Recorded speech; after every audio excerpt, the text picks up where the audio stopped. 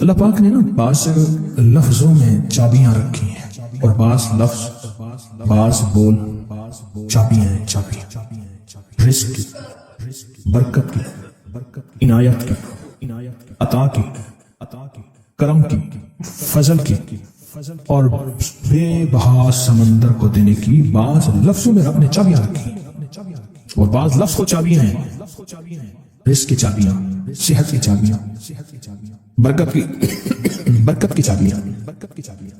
یہ سورۃ مائدہ کی آیت نمبر 114 یہ عنایات اور عطاؤں کو عرشوں سے متوجہ کرنے کی چابی ہے۔ یہ صرف روٹی رزق کے لیے نہیں ہے، من پسند کھانے کے لیے نہیں ہے، یہ تو اس کا ایک چھوٹا سا فائدہ ہے، یہ تو اس کا ایک مختصر فائدہ ہے۔ یہ بنیادی طور پہ اس کی رحمت، عنایت اور عطا کو متوجہ کرنے کے لیے ایک حیرت انگیز تحفہ ہے، حیرت انگیز تحفہ، اس کی عنایت، عطا اور برکت کو متوجہ کرنے کے لیے ایک حیرت انگیز تحفہ ہے۔ یہ رزق اور دولت کی چابی ہے، یہ برکت کی چابی ہے۔ بات بتاؤ، اللہم ربنا انزل علینا مائدۃ من السماء، دسترخوان بھیج آسمان سے۔ کیا خیال ہے؟ غریب کا، مالدار کا، وزیر کا، امیر کا، بادشاہ کا، سب کا دسترخوان ایک تو نہیں ہوتا، ہر بندہ اپنی حیثیت کے مطابق دسترخوان لگاتا ہے۔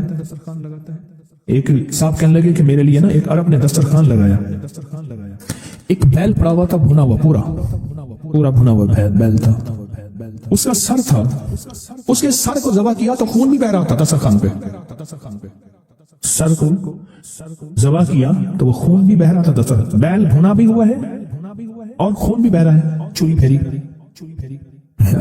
یہ کیا؟ انہوں نے کہا وہ خون نہیں تھا، وہ جیلی تھی، وہ چاکلیٹ تھا، وہ اور کوئی نعمتیں تھیں۔ پھر اس بیل کو کھولا تو اس میں سے بکرے نکلے بھنے ہوئے، پھر بکروں کو کھولا تو اس میں مرغیاں نکلی ہوئی بھنی ہوئی، پھر مرغیوں کو کھولا تو اس میں انڈے نکلے اور میوے نکلے۔ بادشاہ کا دسترخوان ہے تو وہ اپنی حیثیت کے مطابق اس کا دسترخوان ہے، اپنی عظمت کے مطابق دسترخوان ہے۔ میرے اللہ کا دسترخوان انزل علینا مائدۃ من السماء، اور مولا دسترخوان دے ایسا جیسے عید ہو جائے۔ اب اس آیت کی تنہائیوں، اس آیت کی گہرائیوں، اس آیت کے اندر کی شہ تک پہنچے۔ اللہ دسترخوان دے پر دے ایسے کہ جیسے عید کر دے۔ آپ اللہ سے مانگتے ہیں تو اللہ کے مطابق مانگے۔ میرے رب کی جتنی عظمت ہے، وقار ہے، شان و شوکت ہے، میرے رب کی جتنی طاقت قوت ہے، اس کے مطابق مانگے، اس کے مطابق مانگے۔ کیا خیال ہے؟ یہ آیت اصل میں دسترخوان کے لیے ہے، اور دسترخوان سے مراد یہ کھانا نہیں، دسترخوان سے مراد دونوں دسترخوان ہیں، رزق روحانی اور رزق جسمانی، دونوں دسترخوان جو میرے رب کے پسندیدہ دسترخوان ہے، رزق روحانی بھی اور رزق جسمانی۔ ہم افطار کے وقت کھانا مانگتے ہیں اللہ سے، مال مانگتے ہیں، دولت مانگتے ہیں، کیوں اتنی تھوڑی چیز مانگتے ہیں؟ اللہ سے رزق روحانی کیوں نہیں مانگتے؟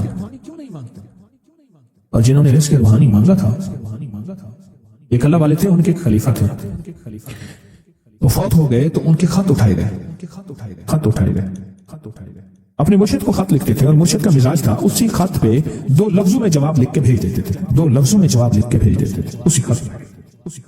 فرماتے تھے کہ حضرت آپ کی دعاؤں اور توجہات سے، اللہ کے فضل و کرم سے میرے روزانہ جو ہے 1.25 لاکھ دفعہ نفی اثبات ہوتا ہے، لا الہ الا اللہ، 1.25 لاکھ دفعہ الا اللہ ہوتا ہے، 1.25 لاکھ دفعہ اللہ ہوتا ہے، 1.25 لاکھ دفعہ اللہ ہوتا ہے، 70,000 دفعہ 1.25 لاکھ دفعہ کلمہ ہوتا ہے، اتنے سپارے ہوتے ہیں، اتنی 100 رکعتیں ہوتی ہیں، یہ ہیں۔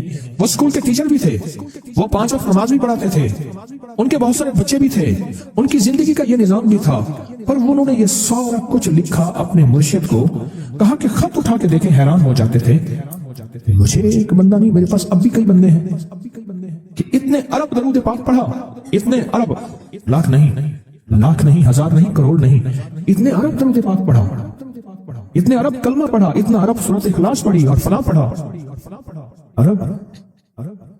مجھ سے غلطی ہوئی، ایک دفعہ ان کا خط آیا تو میں نے رسالہ اس وقت چھپ رہا تھا، میں نے کہا یہ خط بھی اس میں ڈال دو، چھاپ دو۔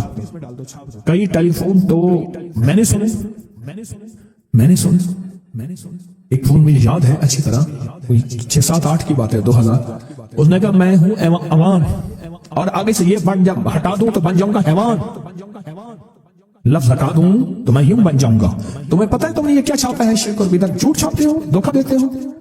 وہ سچا تھا، غلطی ہماری تھی، برتن نہیں ہے، اس برتن کے مطابق وہ برتن چھلک پڑا۔ اس لیے بات بتاؤ، ابو ہریرہ فرماتے ہیں میرے حضور نے مجھے علم کے 2 برتن عطا فرمائے ہیں، ایک وہ ہے جن کا میں نے اظہار کر دیا، اکثر احادیث حضرت ابو ہریرہ سے ثابت بھی ہیں، یعنی راوی بھی ہیں۔ علم کا وہ برتن ہے، ایک وہ میں نے دے دیا، اور ایک علم کا ایسا برتن ہے اگر میں اس کا اظہار کر دوں، ایک روایت تو یہ ہے کہ لوگ تلوار کھینچ کے میرا سر جدا کر دیں، ایک روایت یہ ہے کہ گدی سے میری زبان کھینچ لیں۔ میں نے وہ علم کا برتن چھپا کے رکھا۔ ان کا خط تھا کہ اتنا سوالہ، انہوں نے اللہ سے رزق روحانی کا دسترخوان بنوا لیا تھا کہ اللہ یہ دسترخوان تیرے خزانے میں کمی نہیں ہے، یہ دسترخوان مجھے عطا فرما۔ رزق روحانی کا دسترخوان اللہ نے بنوا لیا تھا، اللہ سے منوا لیا تھا۔ آپ اس آیت کے ذریعے اللہم ربنا، میں نے عرض کیا تھا جن دعاؤں سے پہلے ربنا اور اللہم آئے، جن دعاؤں سے پہلے ربنا اور اللہم آئے، ان دعاؤں کی قبولیت، محبوبیت و مقبولیت، تاثیر، کمال بہت اور دعاؤں سے بہت زیادہ آگے ہے۔ اس دعا میں اللہم آئے ربنا انزل علینا مائدۃ من السماء تکون لنا عید، مولا دسترخوان بھیج آسمان سے، مولا دسترخوان بھیج آسمان سے، دسترخوان بھیج آسمان سے، اور ایسا دسترخوان آسمان سے بھیج جو تیری شان کے مطابق ہو، پھر آپ کی نسلوں میں رزق، دولت اور صحت، برکت اور پھر کمال سوچ نہیں سکتے کہ علم کے خزانے، روحانیت کے خزانے، ذکر، تسبیحاں، سجدے، عبادات۔ اچھا ہمارے ہاں عبادات میں ایک وہ عبادات ہیں جو ہم کرتے ہیں اور یہ بالکل ٹھیک ہے، نفل، اشراق، چاشت، عوامین، تلاوت، تسبیحات۔ ایک لمحہ بندے پہ ایسا آتا ہے اس کی ظاہری عبادات مخفی ہو جاتی ہیں اور یہ ہر کسی پہ نہیں آتا۔ امام مالک پہ آیا تھا کہ وہ پھر گھر میں بند ہو کے رہ گئے تھے، پھر جنازہ وہیں سے نکلا تھا، وہ کتنے سال گھر سے باہر نہیں نکلے۔ اس آیت کے ذریعے اللہ سے منوائیں۔ ایک عمل ہے بہت طاقتور اور بہت زبردست عمل ہے، اور پوری دنیا کو اس عمل سے بہت فائدہ پہنچا ہے کہ 2 رکعت نماز نفل پڑھ کے 3 بار سورۃ یاسین پڑھے، اور جو اللہ سے مانگے اللہ عطا کرتا ہے۔ سوچیں ساری دنیا کی نوافل جتنی بھی ہیں ایک فرض تو فرض کے سجدے کا مقابلہ نہیں کر سکتے۔ ساری دنیا کی نوافل فرض تو فرض ایک سجدے کا مقابلہ نہیں کر سکتے۔ اب فرض نماز پڑھی اور فرض نماز پڑھنے کے بعد سورۃ یاسین 3 بار نہیں پڑھی، سینکڑوں بار پڑھی۔ پھر آپ نے نہیں پڑھی، اس وقت آن لائن پوری دنیا میں کتنے بے شمار لوگ ہیں جو تسبیح خانے کے ان اوقات کے مطابق انہوں نے اپنے آپ کو فارغ کیا ہے، خالی کیا ہے اور سورۃ یاسین لے کر بیٹھے ہیں۔ انہوں نے بھی پڑھی 3 بار سورۃ یاسین، آپ نے بھی پڑھی، اور آپ کے علاوہ پوری دنیا کے کتنے بے شمار لوگوں نے پڑھی۔ کسی نے درد سے، کسی نے غم سے، کسی نے جذبے سے، کسی نے آنسو بہاتے ہوئے، کسی نے اللہ سے باتیں کرتے ہوئے، کسی نے درد اور وجدان کی کیفیت سے۔ یہ لمحہ قبولیت کا ہے، یہ لمحہ قبولیت کا ہے، اور اس لمحے دعائیں قبول ہوتی ہیں، فریادیں پوری ہوتی ہیں، آسیں امیدیں بر آتی ہیں۔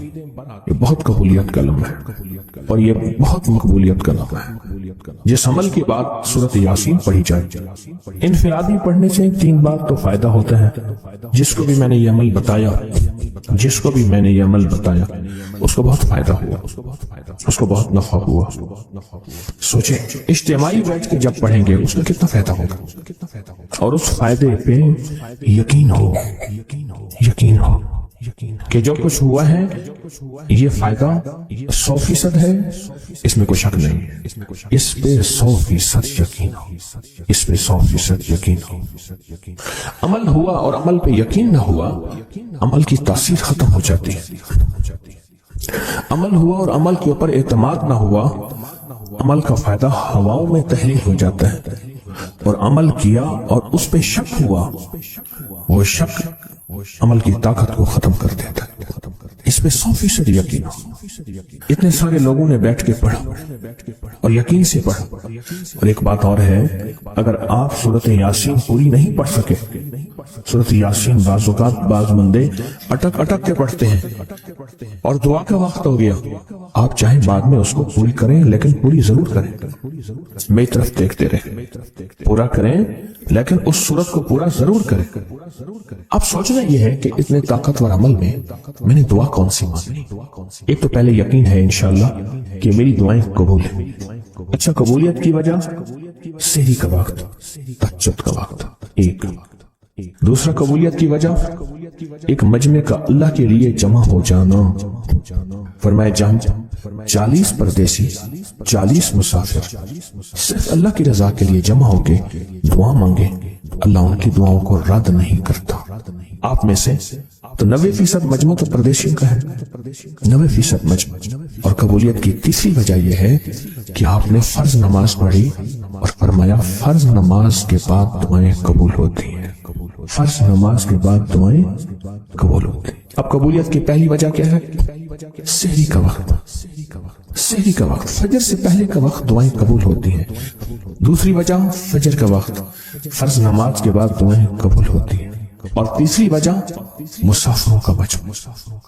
اور چوتھی وجہ رمضان کے اللہ جل شانہ نے فرشتوں کو حکم فرمایا، فرشتوں ساری عبادات چھوڑ دو اور میرے روزے داروں کی دعاؤں پہ آمین کہو.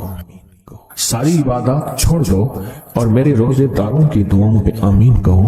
ایک چوتھی وجہ ہو گئی کہ فرشتوں نے آپ کی دعاؤں پہ آمین کہا. اور پانچویں وجہ مل کے سورت یاسین پڑھنا، مل کے سورت یاسین. فرمایا سورت یاسین ہر تنگی سے نکالتی ہے، ہر مشکل سے نکالتی ہے، ہر ناکامی کا علاج ہے، ہر پریشانی کا علاج ہے اور ہر ناممکن کا علاج ہے. اور فرمایا سورت یاسین مردوں کو بھی نفع دیتی ہے اور زندوں کو بھی نفع دیتی ہے. سورت یاسین جو نزع کی سکرات کی حالت میں ہو اس کو بھی نفع دیتی ہے، اور سورت یاسین اس بندے کی جو کسی تکلیف کی نزع میں، قرضے کی نزع میں اور بیماری کی سکرات میں ہو اس کو بھی نفع دیتی ہے. قبولیت کے اوقات، قبولیت کے لمحات، اور اس میں بیٹھ کے اللہ سے مانگ. اب مانگنا کیا ہے؟ یہ تو یقین ہو گیا کہ انشاءاللہ ہماری آج کی یہ محفل، آج کا یہ بیٹھنا، آج کا یہ پڑھنا اور آج کا اللہ کی بارگاہ میں یہ حاضری دینا 100% انشاءاللہ قبول ہے. یقین کامل ہے. پھر مانگیں کیا؟ سوچنا. جب سخاوت کی سخی کی سخاوت موجوں پہ ہو، عروج پہ ہو، پھر مانگیں کیا؟ یہ سب سے اہم چیز ہے. تو وہ چیز مانگے جو اللہ کے خزانے میں سب سے قیمتی ہے، وہ ہے ایمان. سب سے قیمتی، اور وہ سب کو نہیں دیتا. مال سب کو دیتا ہے، اپنے نہ ماننے والوں کو بھی اور اپنے ماننے والوں کو بھی، اپنے دوستوں کو بھی، بلکہ اپنے دشمنوں کو زیادہ دیتا ہے. زیادہ دیتا ہے مال، اپنے دشمنوں کو زیادہ دیتا ہے اور بعض اوقات اپنے دوستوں کو بھی زیادہ دیتا ہے. جیسے انبیاء میں سے حضرت سلیمان، حضرت داؤد، حضرت یوسف علیہ السلام، جیسے صحابہ میں حضرت عثمان غنی، عبد الرحمن بن عوف اور بے شمار صحابہ. اولیاء میں سے حضرت پیران پیر شیخ عبد القادر جیلانی اور بڑی بڑی ہستیاں. اللہ اس لیے دیتا ہے کہ یہ مومن یہ نہ سمجھے. تو سب سے پہلی چیز جو اللہ سے مانگنی ہے وہ ایمان مانگنا ہے. ساری دنیا مل گئی، سارا مال مل گیا، ساری حکومتیں اور ساری چیزیں ملی، ایمان نہ ملا تو ہم گھاٹے میں رہ گئے. ہمارا سودا گھاٹے کا سودا تھا. ایمان نہ ملا، ایمان نہ ملا. اللہ سے سب سے پہلے ایمان مانگنا. جو بندہ ساری عمر جو چیز مانگتا ہے، غور سے دیکھنا، غور سے سمجھنا، ساری عمر جو چیز مانگتا ہے، جو بندہ ساری عمر جو چیز مانگتا ہے، ساری عمر جو چیز مانگتا ہے، جو بندہ ساری عمر جو چیز مانگتا ہے، اگر نہ ملی اللہ سچی طلب کی بنیاد پہ آخری وقت میں وہ چیز عطا فرماتے ہیں. کہ جو بندہ یہ وظیفہ پڑھے گا اللہ کا عرش ہل جاتا ہے. لا علاج بیماریاں ہوں، دکھ ہوں، غم ہوں، قرضے ہوں، مصیبتیں ہوں، ناکامیاں ہوں اور پریشانیاں ہوں اور ایسے حالات کے جو انسان کہے کہ بس سب تو موت ہی ہے، اس کے علاوہ کوئی راستہ نہیں. کوئی ایسی پریشانی ہو، اللہ کا نظام ہے کہ اس پہ وہ ملتا ہے جو ایمان انسان گمان نہیں کر سکتا، سوچ نہیں سکتا۔ یہ فیصلہ آباد کے ساتھ ماموں کانجن میں ایک درویش ہوتے تھے، صوفی عبداللہ صاحب رحمۃ اللہ علیہ، بڑے اللہ والے تھے، درویش تھے، اللہ سے مانگتے تھے، اللہ دے دیتا تھا۔ تو مجھے ان کے ایک شاگرد نے بتایا، اردو بازار لاہور میں ہوتے تھے، کہنے لگے کہ میں ایک دفعہ گیا تو مجھ سے فرمانے لگے کہ میرے سارے کے سارے طالب علم استاد جمع ہو کے آ گئے کہ ہمارے جو ہے وہ ہمارے راشن نہیں، کھانا پینا کچھ نہیں، تنخواہیں نہیں ملی، سب چیز ختم ہو چکی ہے، تو اب ہمیں اجازت دے دیں، آپ کے پاس تو ہے نہیں۔ اچھا فرمایا مجھے چند دن دے دو، جتنے اور دن صبر کر لیا، چند دن مجھے دے دو۔ تو فرمایا پھر بیٹھ گئے مصلی، اور جو سورۃ فاتحہ پڑھی نا جب آتے تھے نا، ایاک نعبد و ایاک نستعین، اس کو جو وجدانی کیفیت کے ساتھ دل کی گہرائیوں اندر کے درد کے ساتھ پکارتے تھے، اتنی درد، اتنا درد، اتنا غم، اتنا درد، اتنا غم جو پکارتے تھے، ایسے محسوس ہوتا تھا کہ زمین ساری کی ساری ہل رہی اور ہر طرف ایک نظام چل رہا ہے۔ اور جب پھر اس صورت کو پورا کرتے تھے، پھر سورۃ فاتحہ پڑھتے تھے، اور جب پہنچتے تھے ایاک نعبد و ایاک نستعین، اور پھر ایسے جو ہے اس کو دہراتے تھے۔ پر بات یہ ہے وہ دعا پڑھتے نہیں تھے، مانگتے تھے۔ ایک ہے دعاؤں کا پڑھنا، ایک ہے دعاؤں کا مانگنا۔ وہ دعا پڑھتے نہیں تھے، مانگتے تھے، اور اللہ مانگنے والے کو دیتا بھی ہے، اللہ مانگنے والے کو عطا بھی کرتا ہے، اور اللہ کی رحمت۔ عمل ایسے ہوتے ہیں جن کی گہرائیوں اور جن کی بہت زیادہ گہرائیوں ہمیں اور ہماری نسلوں کو مالا مال کرتی ہیں، ہمیں اور ہماری نسلوں کو مطمئن کرتی ہیں، ہمیں اور ہماری نسلوں کو بہت عروج تک لے جاتی ہیں۔ ہمیں بعض اوقات احساس نہیں ہوتا، چھوٹی سی دعا ہوتی ہے اور وہ قبولیت کی گھڑی ہوتی ہے اور وہ فیصلے کروا دیتی ہے۔ چھوٹا سا عمل ہوتا ہے، قبولیت کی گھڑی ہے، فیصلے کروا دیتا ہے۔ فرمایا کہ جو بندہ اشراق کے چاشت کے، یہ چاشت ہوتی ہے اشراق کے 1 گھنٹے کے بعد ہوتی ہے، اور جو اشراق ہوتی ہے وہ سورج طلوع ہونے کے 20 منٹ کے بعد اشراق ہوتی ہے، اور 1 گھنٹے کے بعد پھر چاشت کا وقت شروع ہو جاتا ہے۔ جو چاشت کے 12 رکعت اس طرح ادا کرے کہ ہر رکعت میں سورۃ فاتحہ کے بعد آیت الکرسی 1 مرتبہ اور سورۃ قل هو اللہ 3 مرتبہ، روز نہ کرے، کبھی کر لے، ضرور کر لیں، ہفتے میں 1 دفعہ کر لیں، روز کر لیں، تو پھر قسمت کا سکندر ہے اور مقدر کا دھنی ہے۔ ہاں کمال ہے عمل جو بتا رہا ہوں آپ۔ جو بندہ چاشت کے 12 رکعت نماز نفل پڑھے دن میں، چاشت دن میں، سورج طلوع ہونے کے 20 منٹ کے بعد اشراق کا وقت ہوتا ہے، ٹھیک، اور پھر اس کے گھنٹے 1.5 کے بعد چاشت کا وقت ہوتا ہے، چاشت کا وقت ہوتا ہے۔ جو چاشت کے وقت کی 12 رکعت پڑھے، ہر رکعت میں سورۃ فاتحہ کے بعد آیت الکرسی 1 مرتبہ، قل هو اللہ، پھر بولیں آیت الکرسی کتنی دفعہ، اور قل هو اللہ 3، بس مختصر سے نفل ہے۔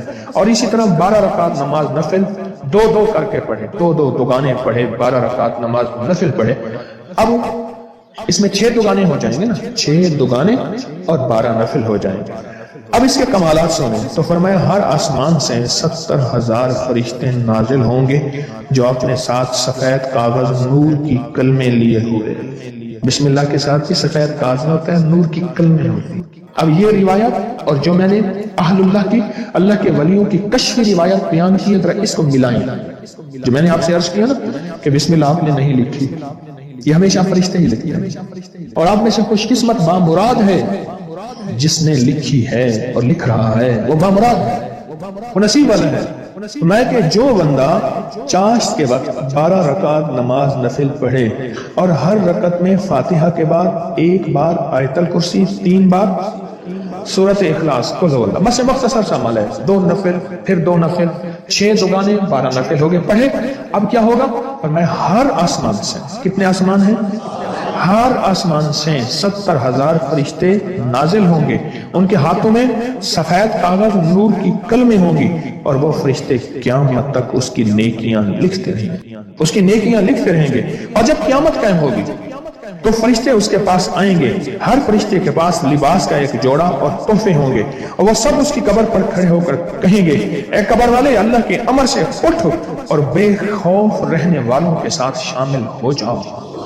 الا ان اولیاء اللہ لا خوف علیہم ولا هم یحزنون، نہ خوف ہوگا، یحزنون نہ ٹینشن، حزن عربی میں کہتے ہیں ڈپریشن، ٹینشن، انزائٹی، ٹینشن ہی نہیں ہوگی۔ کہ جو بندہ یہ وظیفہ پڑھے گا اللہ کا عرش ہل جاتا ہے. لا علاج بیماریاں ہوں، دکھ ہوں، غم ہوں، قرضے ہوں، مصیبتیں ہوں، ناکامیاں ہوں اور پریشانیاں ہوں اور ایسے حالات کے جو انسان کہے کہ بس سب تو موت ہی ہے، اس کے علاوہ کوئی راستہ نہیں. کوئی ایسی پریشانی ہو، اللہ کا نظام ہے کہ اس پہ وہ ملتا ہے جو ایمان انسان گمان نہیں کر سکتا، سوچ نہیں سکتا. یہ فیصل آباد کے ساتھ ماموں کانجن میں ایک درویش ہوتے تھے، صوفی عبداللہ صاحب رحمۃ اللہ علیہ، بڑے اللہ والے تھے، درویش تھے، اللہ سے مانگتے تھے، اللہ دے دیتا تھا.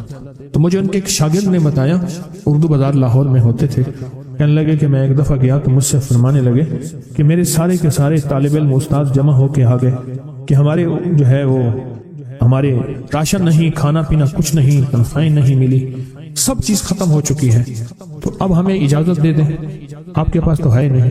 اچھا فرمایا مجھے چند دن دے دو، جتنے اور دن صبر کر لیا، چند دن مجھے دے دو. تو فرمایا پھر بیٹھ گئے مصلی اور جو سورۃ فاتحہ پڑھی نا جب آتے تھے نا، ایاک نعبد و ایاک نستعین، اس کو جو وجدانی کیفیت کے ساتھ دل کی گہرائیوں اندر کے درد کے ساتھ پکارتے تھے، اتنا درد، اتنا غم، اتنا درد، اتنا غم جو پکارتے تھے کہ ایسے محسوس ہوتا تھا کہ زمین ساری کی ساری ہل رہی اور ہر طرف ایک نظام چل رہا ہے. اور جب پھر اس صورت کو پورا کرتے تھے، پھر سورۃ فاتحہ پڑھتے تھے اور جب پہنچتے تھے ایاک نعبد و ایاک نستعین، پھر ایسے ہی جو ہے اس کو دہراتے تھے. پر بات یہ ہے وہ دعا پڑھتے نہیں تھے، مانگتے تھے. ایک ہے دعاؤں کا پڑھنا، ایک ہے دعاؤں کا مانگنا. وہ دعا پڑھتے نہیں تھے، مانگتے تھے. اور اللہ مانگنے والے کو دیتا بھی ہے، اللہ مانگنے والے کو عطا بھی کرتا ہے، اور اللہ کی رحمت مانگنے والے کے ساتھ سدا رہتی ہے، ہمیشہ رہتی ہے. وہ دعا پڑھتے نہیں تھے، مانگتے تھے. بس کہا کہ ایسے مانگے، ایسا مانگا، ایسا مانگا کہ اللہ پاک کو ترس آیا. چند ہی دنوں میں فرمایا اللہ نے دکھایا کہ یہ دیگ ہے سونے کی بھری ہوئی ہے، اور میں نے آپ کے حوالے کر دی. اور تھوڑا سی ایسی جگہ ہٹائی تو وہ دیگ نکل آئی. تو فرمایا پھر مٹھیاں سونے کی بھر بھر کے دیتے تھے اور کہتے تھے اس کو حسب ضرورت خرچ کرنا، خیال کرنا، کہیں فضول خرچی نہ کرنا، اسراف نہ کرنا. اللہ کے خزانے ہیں اور برکت والے ہیں، کہیں اللہ ناراض ہو کے چھین نہ لے، کہیں اللہ ناراض ہو کے چھین نہ لے. مجھے ایک صاحب کہنے لگے کوئی ایسا عمل بتائیں، کوئی ایسا عمل بتائیں کہ میں چاہتا ہوں میری 7 نسلوں میں رزق ختم نہ ہو، جو مہنگائی اور حالات اور پریشانیاں میں دیکھ رہا ہوں. کوئی ہے عمل؟ میں کہا بالکل ہے. میں نے کہا روزانہ 40 منٹ بیٹھ، 40 منٹ صبح دوپہر شام، جو تیری تنہائی کا وقت ہو، کہ یا اللہ دنیا میں ایسی جگہ کوئی کہیں ہوتی، اکیلے بیٹھے رہتے یاد تیری دل نشی ہوتی، اکیلے بیٹھے رہتے یاد تیری دل نشی ہوتی. 40 منٹ کوئی ایسا بیٹھ 40 منٹ اس انداز سے مصلی پہ، کہیں بستر میں، کہیں ایسی جگہ جہاں سوئے نہیں، اور بس صرف ایک بار سورۃ فاتحہ پڑھا اور اس کے بعد ایاک نعبد و ایاک نستعین کو دہرا. جاگ رہے ہیں، دیکھتے رہیں، مجھے دیکھتے رہیں، میں آپ کو دیکھتا رہوں. آپ اللہ کے اور اس کے حبیب کے مہمان ہیں، آپ کو دیکھنا بھی ثواب ہے، آپ کو دیکھنا بھی ثواب. تو میں نے اسے عرض کیا کہ بس اس کو وجدان سے پڑھو، ایسے پڑھ کے رونگٹے کھڑے ہو جائیں، آنسو بہنے لگ جائیں، دل کے اندر کا درد اور دل کا اندر کا غم اور اللہ کے سامنے حاضری، استحضار اور یہ کیفیتیں تیری ہوں کہ بس اس کے علاوہ کوئی مجھے یاد نہ رہے. اس درد سے پڑھ 40 منٹ. 40 کی عدد کے ساتھ کائنات کے رازوں کا بڑا تعلق ہے. 40 کا جو عدد ہوتا ہے، بس 40 کی عدد کے ساتھ پڑھ اور بہت توجہ سے پڑھ اور بہت دھیان سے پڑھ. روز پڑھ. مجھ سے کہنے لگا کتنے دن پڑھوں؟ تو میں نے اس سے کہا مجھ سے یہ دن نہ پوچھ، تیرا دل خود بولے گا کہ فیصلے ہو گئے ہیں، بس ختم. دل خود بولے گا. یہ بتائیں کہ پیٹ بھرتے ہوئے کوئی گھنٹی بجتی ہے، یہ دل خود بولتا ہے کہ پیٹ بھر گیا. پیاس میں بھی کوئی کہتا تو نہیں ہے کہ آپ کی پیاس بجھ گئی ہے، وہ دل خود بولتا ہے کہ بس اب پانی کی ضرورت نہیں ہے. نیند سے دل بھر جائے تو بس دل بولے بس اب سو لیا، وہ اٹھیں. اسی طرح دل خود بولے، دل خود بولے. کیا بولے؟ دل خود بولے. اور دل اندر بولے، دل اندر بولے کہ اللہ پاک جل شانہ نے نسلوں کے لیے رزق کی عزت، دولت، برکت کے فیصلے کر دی. بس دل بولے. کتنے دیر کر؟ اب یہ تیری اپنے مانگنے میں ہے، اب یہ تیری اپنے مانگنے میں ہے. مانگنے میں کمی ہے تو دل نہیں بولے گا. اگر مانگے گا تو پتہ نہیں دنوں میں یا ہفتوں میں، جتنے میں دنوں میں فیصلہ ہو جائے گا، فیصلہ ہو جائے گا. اور میں نے اس سے کہا کہ یہ میرے پردادا کے پردادا کا عمل ہے، ان کا یہ عمل ہے، میرے پردادا کے پردادا کا عمل. جو ہماری خاندانی یادداشتوں میں یہ لکھا ہوا اور فرمایا اگر یہ کوئی بندہ کر لے اللہ نسلوں کا رزق اللہ سے منوا لے. اور میں نے اسے کہا خیال کرنا رزق کے روحانی ساتھ منوانا، رزق کے روحانی ساتھ منوانا، رزق کے روحانی ساتھ منوانا، ورنہ دولت مال چیزیں مل جائے گی جس کے بارے میں کہا جاتا ہے کہ بعض بندے ایسے ہوتے ہیں اللہ پاک ان سے لقمے نہیں چھینتا، سجدے چھین لیتا ہے. اللہ ان سے لقمے نہیں چھینتا. کیوں؟ رزق جسمانی دوسرے لفظوں میں مل رہا ہے اور رزق روحانی اللہ چھین لیتا ہے. یہ جو آج آپ بیٹھے ہیں تسبیح خانے میں اور میں بیٹھا ہوں، یہ ہم روحانی دسترخوان پہ بیٹھے ہیں. یہ بہت بڑا دسترخوان لگا ہوا ہے، دسترخوان ہے. سنا ہے در یار پہ بڑی دھوم ہے، سنا ہے در یار پہ بڑی دھوم ہے، وہاں عاشقوں کا ہجوم ہے. یہ روحانی دسترخوان ہے، میں بھی خود محتاج ہوں. یہ روحانی دسترخوان ہے. تو میں نے اسے عرض کیا کہ ایک دسترخوان نہیں مانگنا، دونوں مانگنا. رزق روحانی بھی، رزق جسمانی تو اس کو ملتا ہے، اس کو بھی ملتا ہے جس کو کلمہ نصیب نہیں ہوا. رزق جسمانی تو اس کو ہی ملتا ہے جس کو کملی والی کی غلامی نصیب نہیں ہوئی. رزق جسمانی تو اس کو ہی ملتا ہے جس کے ماتھے پہ شقاوت لکھی ہے. رزق جسمانی تو اس کو ملتا ہے جو اللہ کا نافرمان ہے. رزق جسمانی تو اس کو ملتا ہے جو اللہ کے وجود کا انکار کرتا ہے. رزق جسمانی تو اس کو ہی ملتا ہے جو آخرت اور قبر کا انکار کرتا ہے. رزق جسمانی تو اس کو ملتا ہے جو جنات اور برزخ کا انکار کرتا ہے. رزق جسمانی تو اس کو ملتا ہے جو خود کملی والی کی نبوت کا انکار کرتا ہے. وہ تو بے بہا لوگ ہیں، ان کو ملتا ہے. پر تجھے بھی صرف رزق جسمانی ملا اور اللہ سے یہ منوا لیا. نہ یہ نہ منوانا، اللہ سے کہنا ہے اللہ رزق روحانی بھی دے اور رزق جسمانی بھی دے. دو رزق کٹھے عطا فرما. کون سا رزق؟ اور رزق جسمانی بھی دے. کہیں ایسا نہ ہو کہ میری نسلوں میں صرف مال دولت اور چیزیں ہوں اور تیرا نام اور تیرے حبیب کا نام نہ ہو، تیرا نام اور تیرے کملی والے کا نام نہ ہو، تیرا نام اور تیرے دوستوں کا نام نہ ہو، تیرا نام اور تیری آل و اصحاب کا نام نہ ہو. کہیں ایسا نہ ہو میں محروم ہو جاؤں. مجھے آل اور محمد اور آل محمد اور اصحاب محمد کی نسبتیں یہ بھی ساتھ عطا کیے رکھ. میں نے اس سے کہا کہ دو چیزیں مانگنا،